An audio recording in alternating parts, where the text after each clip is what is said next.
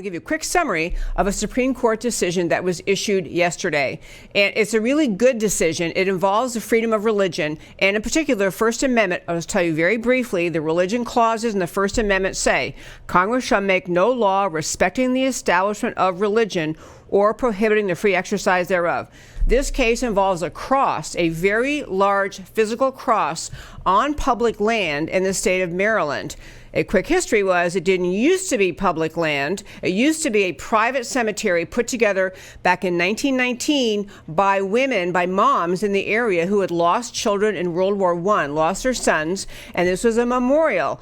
Years later, the state of Maryland moved a road, and this cross ended up being in the middle of the road. So it is on public land, but didn't start out that way. The question before the Supreme Court was, does the existence of this truly large cross, physical cross, constitute a violation of the First Amendment? In particular, does it constitute an establishment of religion by the state of Maryland for permitting the cross to stand there? So, the Supreme Court ruled yesterday 7-2, ruled in favor of the cross being able to remain. So it ruled it was not a violation of the Establishment Clause of the First Amendment, which is a good thing. I think a lot of people were hoping the court would say something like, any religious symbol anywhere in public land is fine. That a symbol of religion standing on public property does not by itself constitute a violation of the Establishment Clause. But the court was more careful than that, and I think actually wisely.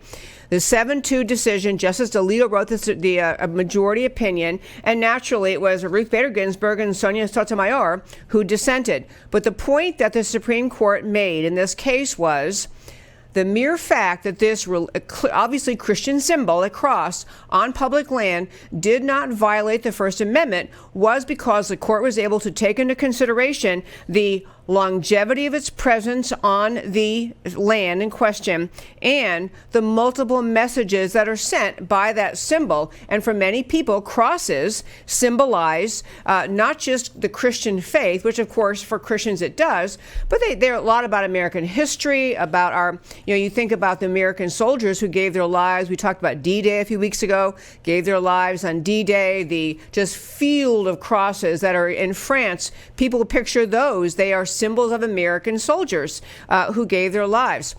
What would have been interesting is if the Supreme Court said there cannot be any representation of a religion, any religious symbol on any public land.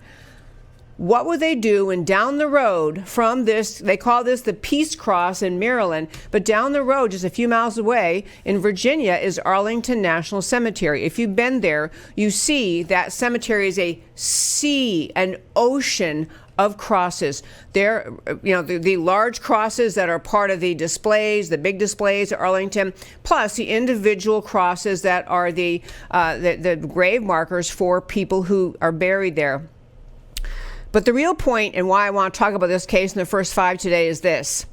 There is an antagonism in America on the part of people who are atheists, people who are agnostic, people who are very left-wing in their thinking that want to drive religion out of public life in America, that want to make the argument that religion has no place, no symbolism, no connection to America. So they assert that essentially having a cross on this public land constituted a violation of the separation of church and state. Again, as we talked about in the show before, there is no constitutional standard that says that there is a separation of church and state. That's not in the Constitution. It is a phrase from a letter written later, long after the Constitution was passed, but was written and adopted. But the Constitution does not require a flat-out separation of church and state. It involves the weighing, the considerations, as the court did in this case. So it was a good decision. The cross at the Peace Cross in Maryland can remain, but the larger message I think will be good for America that you will see, I hope America take away from it, is there is no absolute right for anti-Christian groups, anti-religious groups in this country to file lawsuits to force the American people to take away all religious symbols off of public land. There is no right of individuals in this country to claim that they have a right to never have to look at a symbol of another religion. Their First Amendment rights, driving down a public road in Maryland and driving by this cross, does not, the fact they have to look at a Christian symbol that happens to sit in public land, that is not a violation of the Constitution. It was a bit of a message from the court saying, you know what, chill out, atheists and agnostics who are just extremely aggressive, confrontational about the idea of religious symbols in America. We're not going to outlaw or eliminate Christian symbols or religious symbols on public land or in public in America. Great decision by the Supreme Court.